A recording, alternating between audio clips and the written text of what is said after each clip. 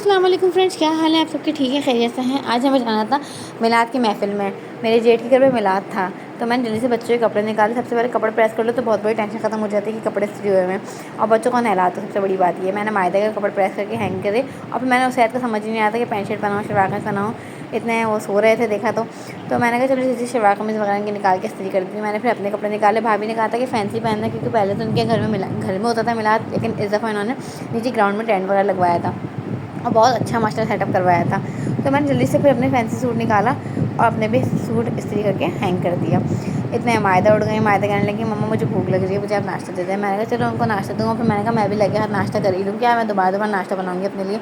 मैंने मायदा को जल्दी से नाश्ता दिया, उनको पराठा बनाया और चाय दी और फिर उनको नाश्ता देने के बाद मैंने खुद भी नाश्ता कर लिया। मायदा की तबीयत बिल्कुल भी सही नहीं थी। मायदा को हल्का फुल्का बुखार हो रहा था। रात को तो खैर हल्का ही हो रहा था, लेकिन जब सुबह उठी तो ज़्यादा तेज़ हो रहा था। खैर फिर मासी आ गई। फिर जल्दी से मैंने मासी से सफाई वगैरह करवाई।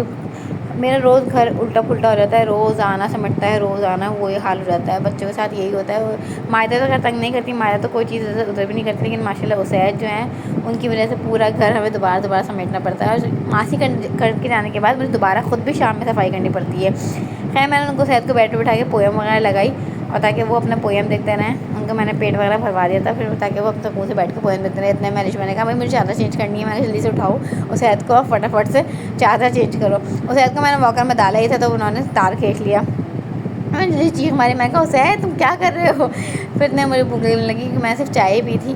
तो मैंने अपने लिए पराठा वाला कुछ नहीं बनाया था, तो रात की रोटी रखी थी। मैंने फटाफट से रात की रोटी हल्का सा घी लगा के फ्राई की, क्योंकि वो अच्छी लगती है रात की रोटी, तो मज़े की लगती है। तो भिंडियाँ रखी थी, मैंने भिंडी के साथ खा ली। खैर जब मेरे अंदर ताकत आ जाती है ना, मुझे लगता है मेरे अंदर बहुत सारी पावर आ गई है, तो फिर मैं तो सारे काम कर लेती हूँ। यहाँ देखा तो मायदा की तबीयत सही नहीं थी, मायदा को तेज़ बुखार हो रहा था। तो मैं सोचने में मजबूर हो गई कि मैं जाऊँ कि नहीं जाऊँ, समझ ही नहीं आ रहा था। मैंने मायदा के लिए हल्के से चावल वगैरह बनाए और फिर मैंने उनको राइस वगैरह खिलाने के बाद मैंने कहा आसिफ के कपड़े इस्त्री कर दूँ, क्योंकि आसिफ वहीं गए हुए थे अपने भाई के घर पे, क्योंकि ज़ाहिर है घर की महफिल होती है तो बहुत सारे काम होते हैं। तो फिर वो वहाँ पर थे। उन्होंने कहा मेरे कपड़े वगैरह सब प्रेस करके रखना, जब मैं आऊँगा तो फिर वो साथ ही चलेंगे।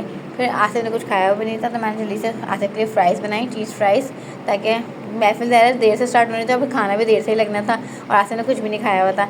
मैंने सारी तैयारी वगैरह सब कुछ करके रख दी थी ताकि आसिफ आए तो चीज़ फ़्राइज़ रेडी हों। खैर फिर आसिफ आया मगरिब तक, और आसिफ को आने के बाद मतलब चीज़ फ़्राइज़ मैंने खिला दी। फिर उसके बाद वापस आसिफ को जाना था। आसिफ ने कहा मुझे फ़ौरन वापस जाना है। फिर आसिफ खैर अपने किसी काम से वापस चलेगा। फिर उन्होंने कहा मैं आऊँगा तो फिर सब तैयार रहना और फिर महफिल के लिए चलेंगे। मैंने कहा ठीक है। इतने मैंने जलीली बच्चों को बच्चे सब तैयार किया, खुद भी तैयार हुई और हम टाइम पे शुक्र तैयार वगैरह खड़े थे जब आसिफ आए थे। तो और फिर हम लोग माशाल्लाह महफिल में आए तो महफिल बहुत अच्छी माशाल्लाह से, इतना कोई खूबसूरत मिलाद हुआ था, इतना कोई अच्छा मिलाद हुआ था। वो सेटअप बहुत अच्छा किया हुआ था इन लोगों ने, बहुत माशाल्लाह से बहुत रौनक थी और बहुत मज़ा आया था। हर साल ही भाभी के मिलाद माशाल्लाह बहुत अच्छा होता है, बहुत अच्छा माहौल बन जाता है, बहुत मज़ा आता है। और शायद ने शुक्र मुझे तंग नहीं किया बिल्कुल भी, अल्लाह का शुक्र है कि सेहत सही रहे, सबसे बड़ी बात ये है। आप लोग बताइएगा आप लोगों को मेरा ब्लॉग कैसा लगा। और यहाँ सब बैठे हुए थे, बहुत मज़ा आया। अपना ख्याल रखिएगा, मेरे ब्लॉग को लाइक कीजिएगा, शेयर कीजिएगा। अल्लाह हाफ़िज़।